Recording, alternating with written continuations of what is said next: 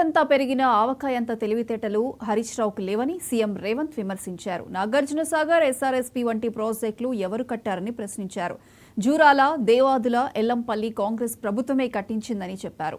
తమ ప్రభుత్వం కట్టిన ప్రాజెక్టులే నేడు తెలంగాణకు నీటిని అందిస్తున్నాయని అన్నారు. ప్రాజెక్టులపై పిల్ల కాకులు కాకుండా అసలు వ్యక్తిని చర్చకు రమ్మనాలని హరీష్ రావుకు సవాల్ చేశారు. ధనిక రాష్ట్రాన్ని కేసీఆర్ దివాళా తీయించారని దుయ్యబట్టారు.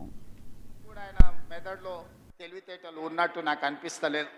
శ్రీరామ్ సాగర్ 100 టీఎంసీల ప్రాజెక్ట్ ఎవరు? మీ తాత కట్టిందా?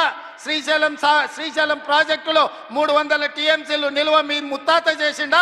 నాగార్జున సాగర్లో 200 పైచిలకు టీఎంసీల నీళ్ళ ప్రాజెక్టు ఎవరు కట్టిండ్రని నేను హరీష్ రావు గారిని అడగదలుచుకున్నా. జూరాల కావచ్చు, భీమా కావచ్చు, నెట్టంపాడు కావచ్చు, కోయిల్ సాగర్ కావచ్చు, లేకపోతే దేవాదుల కావచ్చు, లేకపోతే ఇందిరా సాగర్, లేకపోతే రాజీవ్ సాగర్ ప్రాజెక్టులను ఆనాడు కాంగ్రెస్ పార్టీ మొదలుపెట్టినవి కాదా? శ్రీపాద ఎల్లంపల్లి మేము కట్టింది కాదా? ఇవాళ మేం కట్టిన ప్రాజెక్టులు ఈ తెలంగాణ రాష్ట్రాన్ని సస్యశ్యామలం చేసినాయి. మీరు కట్టిన కాళేశ్వరం కూలినాక తెలంగాణ రాష్ట్రం 1,56,00,000 మెట్రిక్ టన్నుల వడ్లను పండించి ఆ వడ్ల గిట్టుబాటు ధరనే కాదు 500 రూపాయల బోనస్ ఇచ్చి కొనుక్కున్న ప్రభుత్వం కాంగ్రెస్ పార్టీ అని చెప్పి నేను ఈ సందర్భంగా చెప్పదలుచుకున్నాను. హరీష్ రావు గారు నాకు సవాల్ విసురుతున్నాడు. మీరు ప్రాజెక్టు లేడగట్టిండ్రు, రిజర్వాయర్ లేడగట్టిండ్రని. నేను హరీష్ రావు గారికి టీఆర్ఎస్ నాయకులకు సవాల్ విసిరదలుచుకున్నా. పిల్లకాకులతో నాకెందుకు కానీ అసలైన ఆయనని రమ్మని ఆయనతోనే మాట్లాడతా.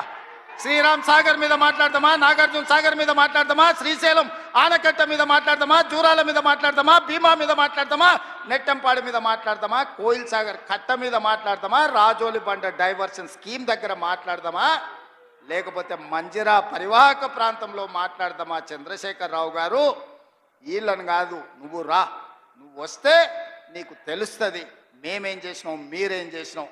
తెలిసి తెలవక ఉడికిందో ఉడకక ఉరుకులాడుతున్నారు నీ అల్లుడు, నీ కొడుకు. వాళ్ళకు పిల్లకాకులకేం తెలుసు, ఉండేలు దెబ్బ అని వెనకడికి చెప్పారు. నీకు తెలుసు కదా మా దెబ్బ ఎట్లుంటుందో, కాంగ్రెస్ పార్టీ కార్యకర్తల దెబ్బ.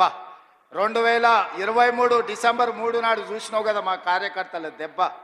అందుకే ఇవాళ ఆయన మొహం జల్లక ఫామ్ హౌస్లో దాచుకొని ఇవాళ వీళ్ళను ఉసిగొల్పుతున్నాడు. ఏమన్నా అంటే పెద్ద మనిషిని అట్లా అంటారా అంట. పెద్ద మనిషిలాగా వ్యవహరించాలి కదా అని నేను అంటున్నాను. ఇవాళ ఆయన గొప్పలు చెప్తున్నాడు. మీరు